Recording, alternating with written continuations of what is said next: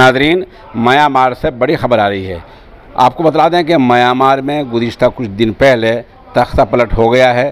फ़ौज ने मुंतखब सरकार का तख्ता उलटकर इक़्तिदार पर कब्ज़ा कर लिया है। म्यांमार के लोग एहतजाज कर रहे हैं और 24 घंटे पहले भी वहाँ एक बड़ा एहतजाज किया गया, जिस पर फ़ौज ने रास्त डायरेक्ट गोली चला दी और जहाँ 114 लोग मौत की नींद सो गए।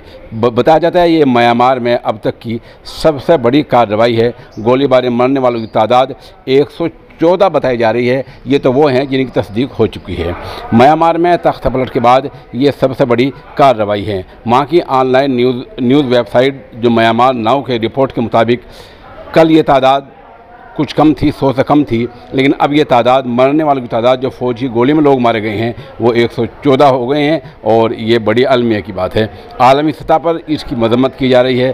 फ़ौज की तरफ से इस तरह कत्ल आम को अंजाम जो दिया गया है, वहाँ म्यांमार में कई जो सियासी पार्टियाँ हैं उन्होंने मजम्मत की है और वहाँ जो अमेरिका है, बरतानिया है, यूरोप है और ऐसे तमाम ममालिक ने इसकी सख्त अल्फाज में मजम्मत की है और कहा कि ये जमहूरियत पर कतगन है। तो इस तरह आपको कि म्यांमार में जहाँ फ़ौज के ख़िलाफ़ लोग सड़कों पर उतरे हुए हैं, अभी भी वहाँ प्रदर्शन, मुजाहरे, एहतजाज चल रहे हैं। फ़ौज ने लोगों के सीनों पर गोली चला दी है और म्यांमार में 114 लोग मौत की नींद सो गए हैं।